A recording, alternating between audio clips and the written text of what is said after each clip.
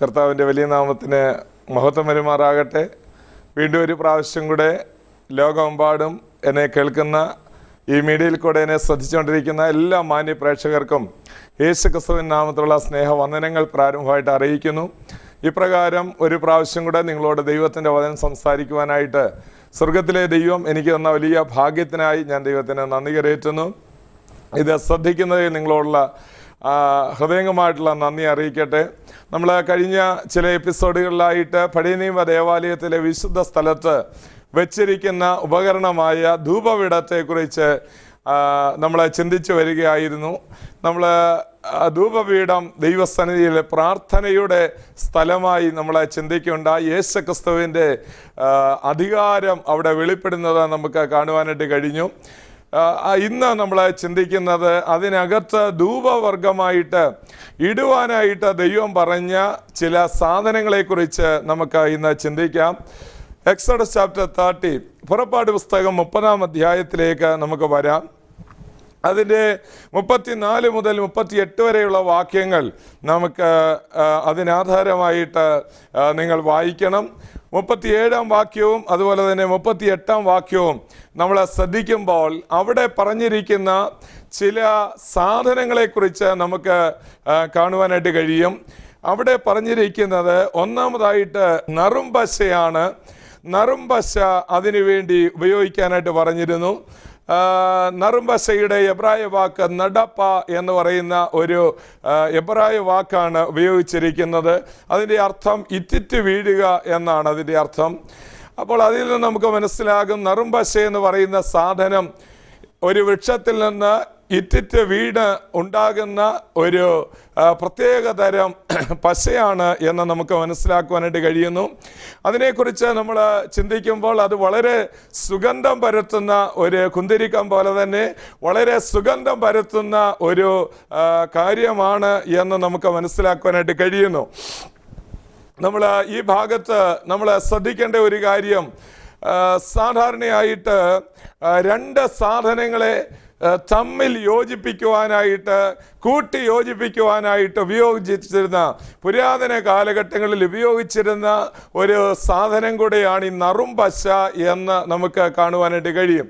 അങ്ങനെയാണെങ്കിൽ നമ്മൾ ഇത് ദൈവം ഈ ധൂപവർഗത്തിനകത്ത് വെക്കുവാനായിട്ട് ദൈവം പറഞ്ഞതിൻ്റെ കാരണം രണ്ട് പേർ തമ്മിൽ അല്ലെങ്കിൽ രണ്ട് വ്യക്തികളെ ഒന്നിപ്പിക്കുവാനായിട്ട് നമുക്ക് പ്രാർത്ഥനയാലാണ് കഴിയുന്നത്. രണ്ട് വ്യക്തികളെ ദൈവത്തിൻ്റെ ആത്മാവ് ഒന്നിപ്പിക്കാനായിട്ട് നറുംപശയുടെ അല്ലെങ്കിൽ പ്രാർത്ഥനയുടെ ആവശ്യകത നമുക്കിതിനകത്തൊന്ന് മനസ്സിലാക്കുവാനായിട്ട് കഴിയും.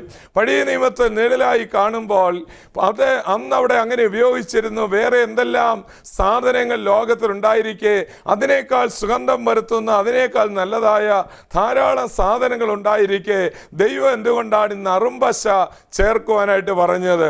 നറുംപശയെ സംബന്ധിച്ചിടത്തോളം രണ്ട് സാധനങ്ങളെ കൂട്ടി യോജിപ്പിക്കുവാൻ അതിന് കഴിവുണ്ടെങ്കിൽ ഇന്ന് ആത്മീയരാകുന്ന ദൈവമക്കൾക്ക് വളരെ സന്തോഷിക്കുവാനും സ്തോത്രം ചെയ്യാനും വക നൽകുന്ന കാര്യം, രണ്ട് പേരെ തമ്മിൽ വിഭിന്നങ്ങളായിട്ടുള്ള അല്ലെങ്കിൽ അകന്നു നിൽക്കുന്ന ആളുകളെ തമ്മിൽ, അകന്നു നിൽക്കുന്ന സഭകളെ തമ്മിൽ, അകന്നു നിൽക്കുന്ന ബന്ധങ്ങളെ തമ്മിൽ ഒന്നിപ്പിച്ച് കൂട്ടിയോജിപ്പിക്കാനായിട്ട് പ്രാർത്ഥനയ്ക്ക് കഴിയും എന്നുള്ള കാര്യത്തിൽ രണ്ട് പക്ഷമില്ല. ഈ നാളുകളിൽ നമുക്കത് ഏറ്റവും അധികം അത്യാവശ്യമാണ്. നമ്മൾ കഴിഞ്ഞ ചില എപ്പിസോഡുകളിൽ ചിന്തിച്ച പോലെ രണ്ടുപേർ ഭൂമിയിൽ ഐക്യമത്യപ്പെട്ട് പ്രാർത്ഥിച്ചാൽ തീർച്ചയായും ദൈവത്തിൻ്റെ പ്രവൃത്തിയോടെ വെളിപ്പെടുവാനായിട്ടിടയായിത്തീരും. എന്നെ കേട്ടുകൊണ്ടിരിക്കുമ്പോൾ ഭാര്യയും ഭർത്താവും കൂടെ നിങ്ങൾ രണ്ട് വിധത്തിലാണോ ജീവിക്കുന്നത്? ഒരു വീട്ടിൽ താമസിക്കുന്നെങ്കിലും പരസ്പരം സംസാരിക്കാതെയുള്ള ജീവിതമാണോ? നിങ്ങളെ ഒന്നിപ്പിക്കുവാൻ പ്രാർത്ഥനയ്ക്ക് കഴിയും. നിങ്ങൾ ആത്മാർത്ഥമായി ദൈവത്തോട് പ്രാർത്ഥിക്കുക. അല്ലയോ സഹോദരി, നീ ദൈവത്തോട് നിരന്തരമായി പ്രാർത്ഥിക്കുക. നിശ്ചയമായും നിന്റെ ഭർത്താവ് അതിനോട് ചേർന്ന് വരുവാനിടയായി തീരും. അല്ല, ഭർത്താവാണോ ലോകത്തിൻ്റെ മോഹങ്ങളിൽ ജീവിക്കുന്ന ഭർത്താവിനെ ദൈവ ഈ നാളുകൾ സന്ദർശിക്കും. നമുക്ക് പ്രാർത്ഥിക്കാം. രണ്ടാമതായിട്ട് നമുക്കിവിടെ പറഞ്ഞിരിക്കുന്ന സാധനം ഗുൽഗുലു ആണെന്ന് മനസ്സിലാക്കുവാനായിട്ട് കഴിയും. ഗുൽഗുലുവിനെ കുറിച്ചൊരു പ്രതിപാദനം നമുക്ക് പഴയ നിയമത്തിൽ ഉൽപ്പത്തി പുസ്തകം 2-ാം അധ്യായത്തിൽ കാണാൻ കഴിയുന്നുണ്ട്. ദൈവ സൃഷ്ടി വിവരണം പറയുന്ന കൂട്ടത്തിൽ അതിൻ്റെ 12-ാം വാക്യത്തിൽ നമുക്ക് കാണുവാനായിട്ട് കഴിയുന്നു.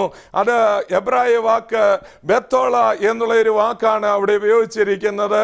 അതൊരു തരം രത്നമായിട്ടാണ് അവിടെ ചിത്രീകരിച്ചിരിക്കുന്നത്. അതുകൊണ്ട് ഗുൽഗുലുവിനെ സംബന്ധിച്ച് മറ്റൊരു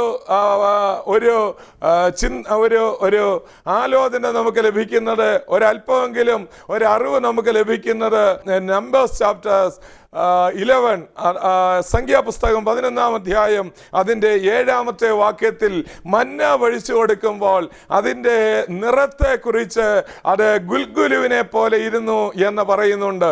എന്ന് പറഞ്ഞാൽ അത്ര മനോഹരമായിരുന്നു എന്നാണ് മന്നയെക്കുറിച്ച് പ്രതിപാദിച്ചിരിക്കുന്നത്.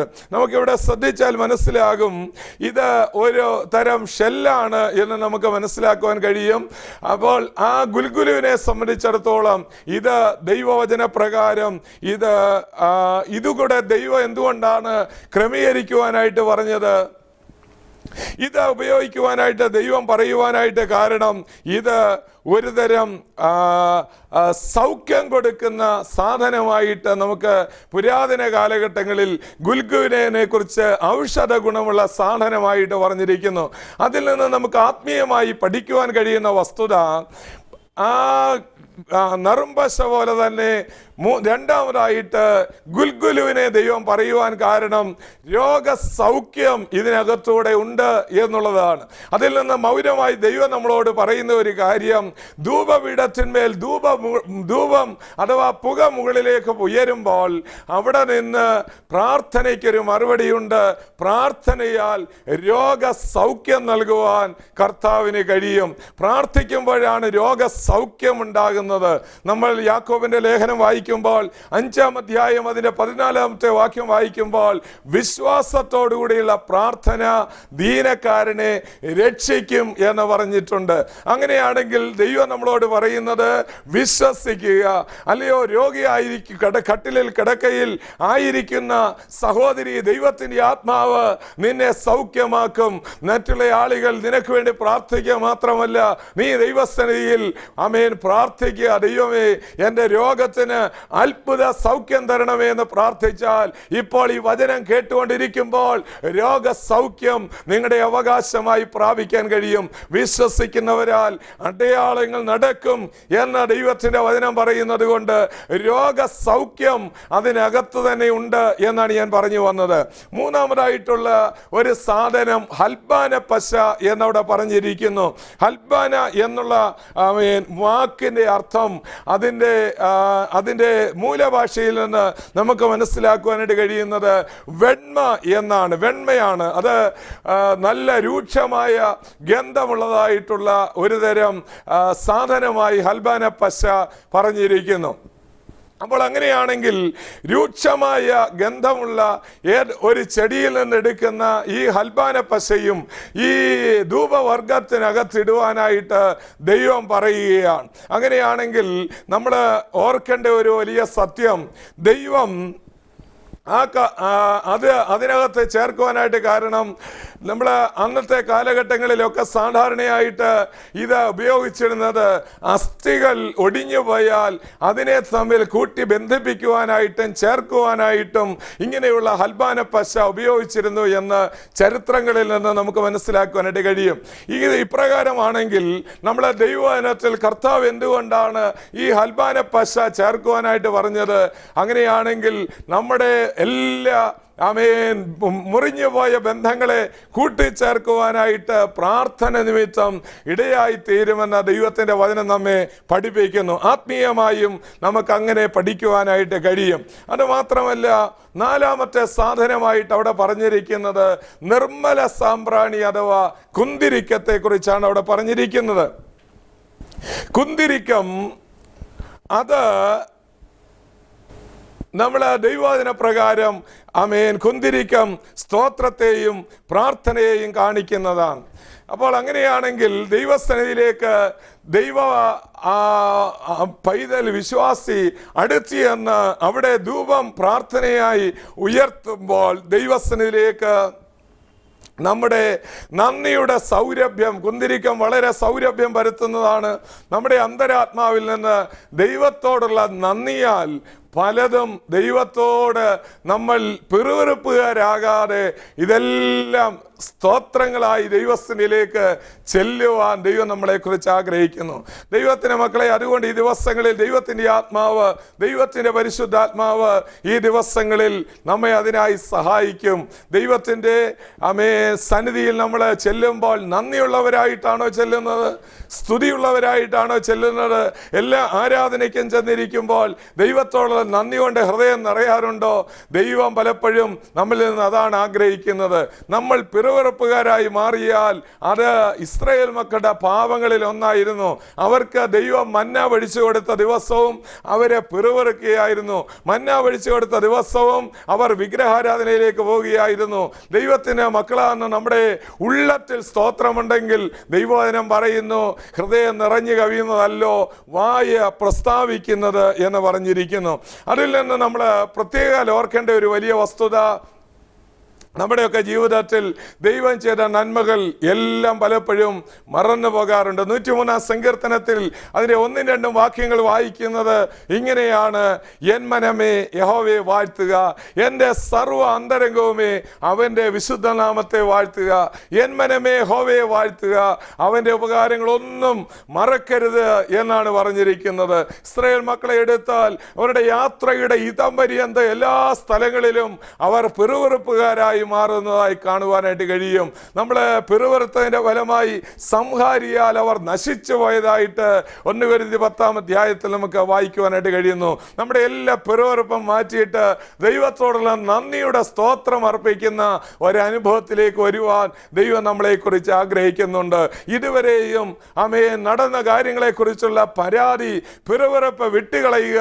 ദൈവസന്നിധിയിൽ നന്ദിയുള്ള ഒരു ഹൃദയം, ദൈവം തന്നിരിക്കുന്ന കുഞ്ഞുങ്ങൾക്ക്, ദൈവം തന്നിരിക്കുന്ന നല്ല ഭവനത്തിന്, ദൈവം തന്നിരിക്കുന്ന വാഹനത്തിന്, ദൈവം തന്നിരിക്കുന്ന സഭയ്ക്ക്, ദൈവം തന്നിരിക്കുന്ന ദൈവദാസന്, ദൈവം തന്നിരിക്കുന്ന കൂട്ടുവിശ്വാസികൾക്ക്, ദൈവം തന്നിരിക്കുന്ന ആരോഗ്യത്തിന്, ദൈവം തന്നിരിക്കുന്ന ശ്വാസത്തിന്, ദൈവം തന്നിരിക്കുന്ന ഭക്ഷണത്തിന്, ദൈവം തന്നിരിക്കുന്ന എല്ലാ അനുഗ്രഹങ്ങൾക്കായിട്ടും നമ്മൾ ദൈവത്തോട് നന്ദിയുള്ളവരാകണം. ദൈവത്തിൻ്റെ വചനം പൗലോസ് പറയുന്നു, പറഞ്ഞു തീരാത്ത ദാനനിമിത്തം ഞാൻ എൻ്റെ ദൈവത്തിന് സ്തോത്രം ചെയ്യുന്നു.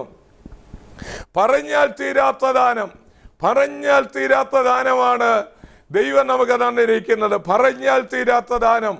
ഇന്ന് പകൽക്കാലം എന്നെ കേട്ടുകൊണ്ടിരിക്കുമ്പോൾ ദൈവത്തിൻ്റെ പരിശുദ്ധാത്മാവ് നിങ്ങളോട് പറയുന്നു, എല്ലാ പിറുപിറുപ്പും വാദവും എല്ലാം വിട്ടുകളഞ്ഞിട്ട് നമുക്ക് ദൈവത്തോട് നന്ദിയുള്ളവരാകാം. പലപ്പോഴും നന്ദിയില്ലാത്തവരായി നമ്മൾ മാറാറുണ്ട്. ഒരിക്കൽ ഒരു സഹോദരിയെക്കുറിച്ച് ഒരു ഭാഗം ഞാൻ വായിക്കുവാനിടയായി തീർന്നു. ഒരിക്കൽ അവർ തൻ്റെ കൃഷിസ്ഥലത്ത് ധാരാളം ഉരുളൻകിഴങ്ങുകൾ ഇങ്ങനെ കൃഷി ചെയ്തുകൊണ്ടിരിക്കുകയായിരുന്നു. അതിനകത്ത് കേടുവരുന്നതൊക്കെ തൻ്റെ പന്നികൾക്ക്, തൻ്റെ അതുപോലെ തന്നെ മുയലുകൾക്ക് ഒക്കെ ഇട്ടുകൊടുക്കുമായിരുന്നു. എന്നാൽ ആ സ്ത്രീയെ സംബന്ധിച്ചുള്ള ഉരുളക്കിഴങ്ങുകളെല്ലാം കൃഷി ചെയ്യും. പക്ഷേ കുറേ ഭാഗങ്ങളെല്ലാം കേടുവരുന്നത് കൊണ്ട് ആ കേടുവരുന്നതെല്ലാം തൻ്റെ പന്നിക്കും മുയലുകൾക്കും ഒക്കെ ഇട്ടുകൊടുക്കുമായിരുന്നു. അങ്ങനെ കുറേ നാൾ കഴിഞ്ഞു പോയപ്പോൾ അവരുടെ പാസ്റ്റോട് എന്ന് പറഞ്ഞു, ദൈവദാസനെ എൻ്റെ കൃഷിക്ക് വേണ്ടി പ്രാർത്ഥിക്കണം. അദ്ദേഹം പറഞ്ഞു, നീ ആദ്യം ആ കൃഷി ഇറക്കുന്നതിന് മുൻപേ ആ ഉരുളക്കിഴങ്ങ് നടുന്നതിൻ്റെ ഒരു തണ്ട് കൊണ്ടുവരാനായിട്ട് പറഞ്ഞു. അത് കൊണ്ടുവന്ന് അദ്ദേഹം പ്രാർത്ഥിച്ചു കൊടുത്തപ്പോൾ ആ വർഷത്തെ കൃഷി വളരെ അനുഗ്രഹമായിട്ട് മാറി. എല്ലാം അനുഗ്രഹമായിട്ട് മാറി. ഒരെണ്ണം പോലും കേടുവരാൻ ഇടയായി തീർന്നില്ല. അദ്ദേഹം ആ വിളവെടുപ്പിന്റെ സമയത്ത് ആ സഹോദരി ആരാധനയ്ക്കായി വന്നപ്പോൾ സഹോദരി വളരെ സന്തോഷത്തോടെ അദ്ദേഹത്തിൻ്റെ അരികിലേക്ക് ചെന്നു. എന്നാൽ അദ്ദേഹം ചോദിച്ചു, എന്താണ് വിശേഷമൊക്കെ ചോദിച്ചപ്പോൾ അവർ പറഞ്ഞു, എൻ്റെ കൃഷിഭൂമിയൊക്കെ നന്നായിട്ട് വിളഞ്ഞു, ഒരു കിഴങ്ങ് പോലും കേടുവരാതെ ഒക്കെ ദൈവം സൂക്ഷിച്ചു. പക്ഷെ ഇപ്പോൾ അവർ പറയുകയാണ്, ഇനി എൻ്റെ പന്നികൾക്ക് എന്ത് കൊടുക്കും എന്ന് അവൾ ചോദിക്കുകയാണ്. എന്ന് പറഞ്ഞാൽ അതിൻ്റെ അർത്ഥം എല്ലാ കൃഷിഭൂമിയും നന്നായിട്ട് വിളയുമ്പോഴും അവൾക്ക് കേട് വന്നത് പന്നിക്ക് കൊടുക്കാൻ ഇല്ലാത്തതിൻ്റെതായിട്ടുള്ള പരാതി അവളുള്ള ആളായിട്ട് മാറുകയാണ്. ഇതുപോലെ നമ്മുടെയും ജീവിതത്തിൽ ദൈവം ചെയ്ത 100 കാര്യങ്ങൾ നന്മയായിട്ടുള്ളപ്പോൾ ദൈവം ആമേൻ എന്തെങ്കിലും നമുക്ക് ഇതുവരെയും ദോഷം ചെയ്തോ? ഒരിക്കലും ദോഷവും ചെയ്തിട്ടില്ല. ദൈവം നന്മ മാത്രമേ നമുക്ക് ചെയ്തിട്ടുള്ളൂ. അതുകൊണ്ട് നമുക്ക് ഹൃദയമായി ദൈവത്തോട് നന്ദിയുള്ളവരാകുവാൻ ദൈവം നമ്മളെക്കുറിച്ച് ആഗ്രഹിക്കുന്നു. മാത്രമല്ല, നമ്മൾ ഈ ഭാഗം വായിക്കുമ്പോൾ നമുക്ക് ഒരു കാര്യം കൂടെ മനസ്സിലാക്കാനായിട്ട് കഴിയുന്നു. ഈ 4 സാധനങ്ങളുടെ കൂടെ ഉപ്പ് ചേർക്കുവാനായിട്ട് ദൈവം പറഞ്ഞു.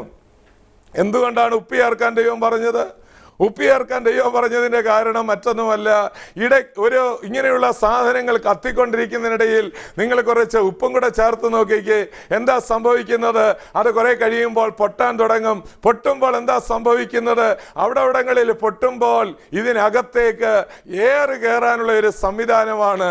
നമ്മളെ മനുഷ്യരാണെങ്കിൽ ആമേൻ എന്തെല്ലാം കാര്യങ്ങൾ ബുദ്ധിപരമായി കൈകാര്യം ചെയ്യും. എന്നാൽ സർവശക്തന്റെ സർവജ്ഞാനത്താൽ ദൈവം അത് ചെയ്തിരുന്നു. അങ്ങനെ തീ പോകാതിരിക്കണമെങ്കിൽ ഇതിനകത്ത് ഉപ്പ് ചേർക്കണമെന്ന് ദൈവത്തിന് അറിയാമായിരുന്നു. ഇടയ്ക്കിടയ്ക്ക് അങ്ങനെ പൊട്ടലുണ്ടാകുമ്പോൾ, ഇടയ്ക്കിടയ്ക്കൊക്കെ ആത്മാവിൽ ആ ഒരു ശക്തി വരണമെന്നുണ്ടെങ്കിൽ, കയറി ഇറങ്ങണമെന്നുണ്ടെങ്കിൽ നമ്മുടെ അന്തരാത്മാവിൽ ഇതുപോലെയുള്ള ഒരു അനുഭവം നമുക്ക് ഉണ്ടാകേണ്ടത് വളരെ അത്യാവശ്യമാണ്.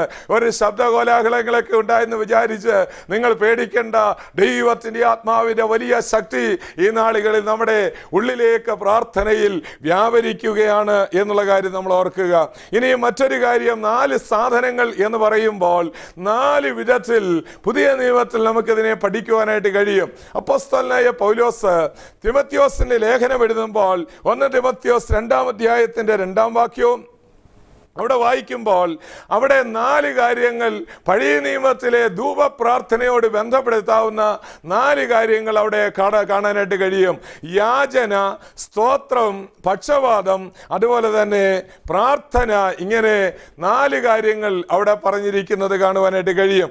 അങ്ങനെയാണെങ്കിൽ നമുക്ക് ഏറ്റവും സന്തോഷം തരുന്ന ഒരു വസ്തുത, ദൈവസന്നിധിയിൽ ധൂപപ്രാർത്ഥനയായി അടുത്തു വരുന്ന ആളിന് ആമേൻ പ്രാർത്ഥന വേണം, സ്തോത്രം വേണം, പക്ഷവാദം വേണം. ആമേൻ. അതുപോലെ തന്നെ നമുക്ക് അവിടെ കാണുവാൻ കഴിയുന്നു, യാചന വേണം എന്ന് കാണുവാനായിട്ട് കഴിയുന്നു.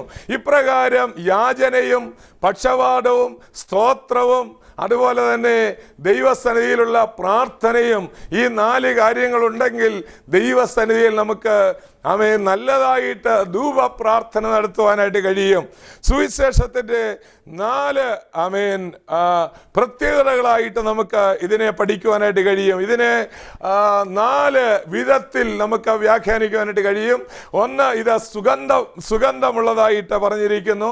പുറപ്പാട് പുസ്തകം 30-ന്റെ 7-ാം വാക്യത്തിൽ ഇത് സുഗന്ധമുള്ളതാണെന്ന് പറഞ്ഞിരിക്കുന്നു. 2, ഇത് വിശുദ്ധമാണ്. 30-ന്റെ 36 ഇത് വിശുദ്ധമാണ് എന്ന് പറഞ്ഞിരിക്കുന്നു.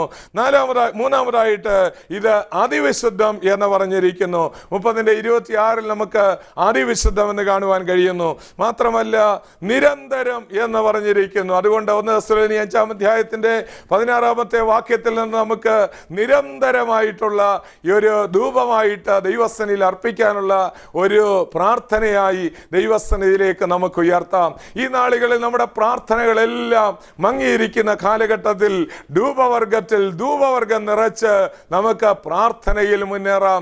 ഈ നാളുകളിൽ ദൈവത്തിന്റെ പരിശുദ്ധാത്മാവ് നമ്മെ പ്രാർത്ഥനയെ സഹായിക്കും. വെളിപ്പാട് പുസ്തകം 8-ാം അധ്യായത്തിലേക്ക് നമ്മൾ വരുമ്പോൾ അവിടെ ധൂപവർഗത്തിന്റെ പുക ദൈവസന്നിധിയിലേക്ക് ചെല്ലുമ്പോൾ ദൈവത്തിന്റെ ദൂതൻ അവന്റെ ധൂപവർഗം ഇട്ടുകൊടുക്കുന്നു. അത് മാത്രമല്ല, ആ ധൂപകലശം ദൂതൻ ആമേന്റെ കയ്യിൽ നിന്ന് ഭൂമിയിലേക്ക് എറിഞ്ഞു കളഞ്ഞു എന്ന് നമുക്ക് വായിക്കാൻ കഴിയുന്നു. ഉടനെ മിന്നലും നാദവും ഇടിമുഴക്കവും ഉണ്ടായി എന്നാണ് പറഞ്ഞിരിക്കുന്നത്.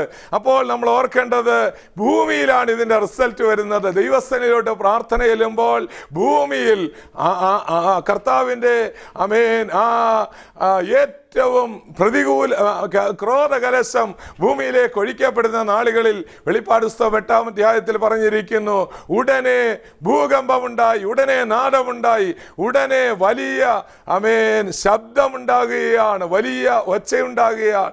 ഇപ്രകാരം വലിയ പ്രവൃത്തി നമ്മുടെ ദേശത്ത് നടക്കാൻ പോകുന്നു. ദൈവത്തിന് മക്കൾ പ്രാർത്ഥിച്ചാൽ മതി. കർത്താവ് ഈ വചനങ്ങളാൽ നിങ്ങളെ സഹായിക്കും. കർത്താവിൻ്റെ ആത്മാവ് നിങ്ങളോടുകൂടെ ഇരിക്കുമാറാകട്ടെ. അടുത്ത എപ്പിസോഡിൽ നമ്മൾ കണ്ടുമുട്ടും വരെ ദൈവത്തിൻ്റെ എല്ലാ അനുഗ്രഹങ്ങളും നിങ്ങളുടെ മേൽ വരട്ടെ എന്ന് ഞാൻ ആശംസിക്കുന്നു. കർത്താവ് നമ്മെ സഹായിക്കട്ടെ.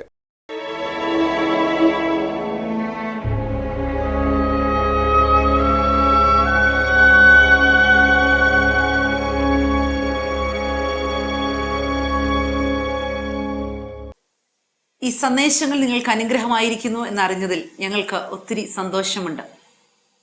ഇന്ന് വീണ്ടും നമ്മൾ ഒരുമിച്ച് പ്രാർത്ഥിക്കുവാനായി ഒരുങ്ങുകയാണ്. നറുംപശ ചിലതിനെയൊക്കെ കൂട്ടിച്ചേർക്കുന്നത് പോലെ നമ്മുടെ പ്രാർത്ഥന ബന്ധം വിട്ടുപോയ ചിലതിനെ കൂട്ടിച്ചേർക്കുവാനായി ദൈവം ഈ ദിവസങ്ങളിൽ ഉപയോഗിക്കും. നമ്മുടെ കണ്ണുനീര് ഒരു നറുംപശയായി മാറും. ചിലപ്പോൾ നമ്മുടെ ചില വാക്കുകൾ ഒരു നറുംപശയായി ദൈവം ഉപയോഗിക്കും. അതിനായി നിങ്ങൾക്ക് താല്പര്യമുണ്ടോ? നമുക്ക് ഒരുമിച്ച് പ്രാർത്ഥിക്കാം. ദൈവമേ, എന്നെ ഏതെങ്കിലും വിധത്തിൽ നഷ്ടപ്പെട്ടു പോയിക്കൊണ്ടിരിക്കുന്ന ഈ ലോകത്തിൽ, ബന്ധങ്ങൾ മുറിഞ്ഞു പോയിക്കൊണ്ടിരിക്കുന്ന ഈ ലോകത്തിൽ അവരെ കൂട്ടിയോജിപ്പിക്കുവാനായി എന്നെ ഉപയോഗിക്കണമേ എന്ന് നമുക്ക് പ്രാർത്ഥിക്കാം. നിങ്ങൾ ഇന്ന് പ്രാർത്ഥിച്ചു തുടങ്ങുകയാണെങ്കിൽ നാളെ ആ ശുശ്രൂഷയ്ക്കായി ദൈവം നിങ്ങളെ ഒരുക്കും.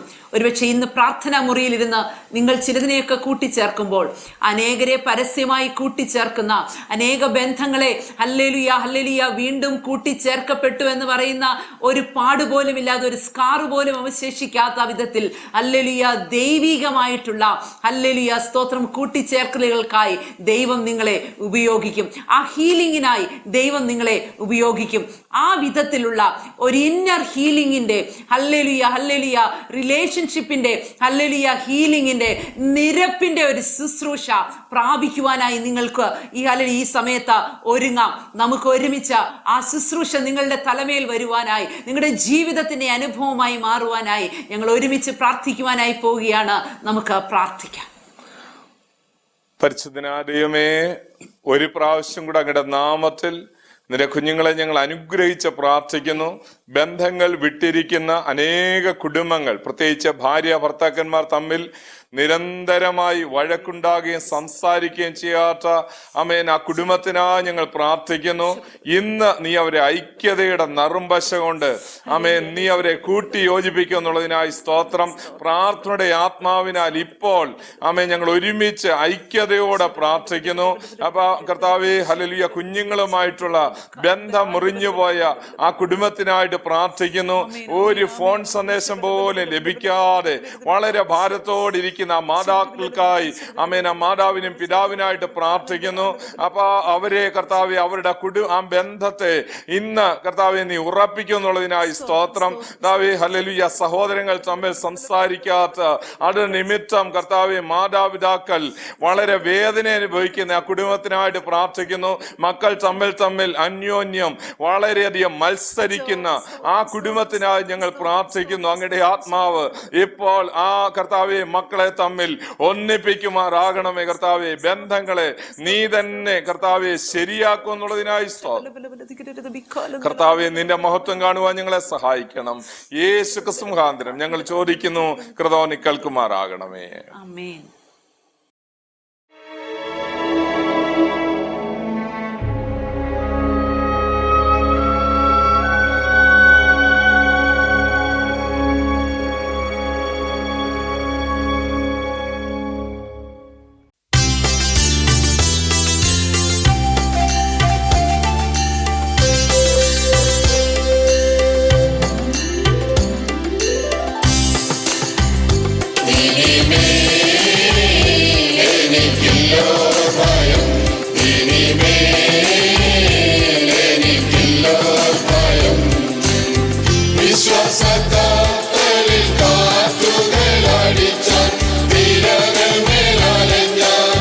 നാശത്തിൻ പാറമേ തട്ടി തുലയാ